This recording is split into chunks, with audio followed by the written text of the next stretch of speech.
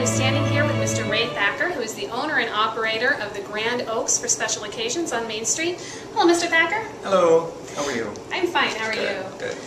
First of all, let me ask you just a little bit about yourself. How did you end up with this amazing house? It was on the market, and I had noticed the house, you know, from early childhood because we were sharecroppers. There was 8 in my family, and we would get to come to town ever so often, and I would ride by the houses on the street and just be in awe of them. So, you know, through the years, and the way my path has, you know, gone, I was able to acquire the house in about, I think it was around 84 that I bought the house, and it had been on the market about 10 years. It had been in apartments for 41 years, so I bought the house and saw what it could be, you know, what it could be used for, and we was in need of a special events place in Cartersville. We really were. Well, I'm glad that you got the house because you've done an amazing job with this place. Well, thank you. Thank you. Could you tell me maybe one or two? I know this is an old house and there are a lot of stories, but could you tell me maybe 1 or 2 interesting stories about the house? Well, some of the interesting stories was when I bought it and was turning it into, you know, getting it out of the apartments into what it is now, about what some of the former owners, you know, had done to the house. Like there was a hayloft ladder that went from this floor up to the other floor, and then just looking at the character of the house, the beautiful mosaic tiles, the beautiful stained glass windows, and the house was built by Mr. Eugene Smith for Mr. Edward Strickland, and Mr. Smith was the premier builder of his day. Like he built the St. John's Church, the courthouse, the First Baptist Church, and then several, you know, the houses like this, and you can see that his building had a distinct, you know, personality to it in all the houses. Right. And who was Mr. Strickland? How come he could afford this place? Well, he moved here from Lawrenceville, Georgia, and he was graduated from the Washington University, and he came here. He was a cotton broker, and he owned a mercantile store. And I have a receipt from the mercantile store, the Strickland Mercantile Store, that dates back to 1889, who was given to me. It was given to me by a customer of mine, Virginia Jackson, and it was made out to the Gordon McCormick family, of which she was a relative, and it was a gift to the house. That's amazing. Now this is a Grand Oaks for Special Occasions. Right, yes. What kind of special occasions do you host here? Well, I didn't really know when I opened the house that there was so many special occasions, but probably the most things that we do are weddings and receptions, and then with our weddings, when a bride comes in, we also offer a floral service. We do the flowers, we do the cake, and then we do the reception. And basically all a bride would need when she comes in is the photographer, and then of course the minister, and then we can take, you know, care of everything else.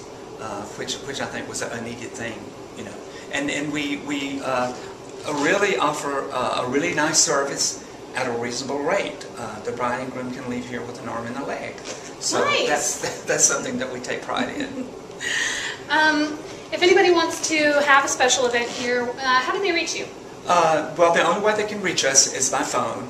And our phone number is 770-382-6322. Don't look for us on a website or anything like that because I don't have computer, fax machine, website, answering machine, or a cell phone. We just like for people to come in, be comfortable, and feel at home. Mr. Thacker, it was great to meet you. I had a great time. Thank you. Thank you.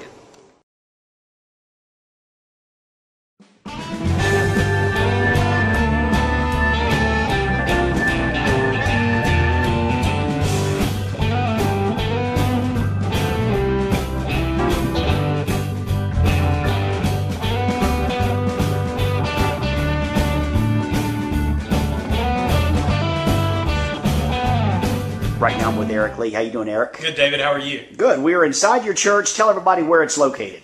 We're located on Highway 20, which is exit 290 off of 75.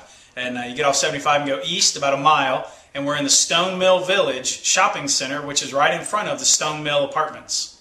A lot of people do not go to church nowadays, but they're Christian. Do you think it's a must to go to church? I think it's important. I think you can stand on your own if you want.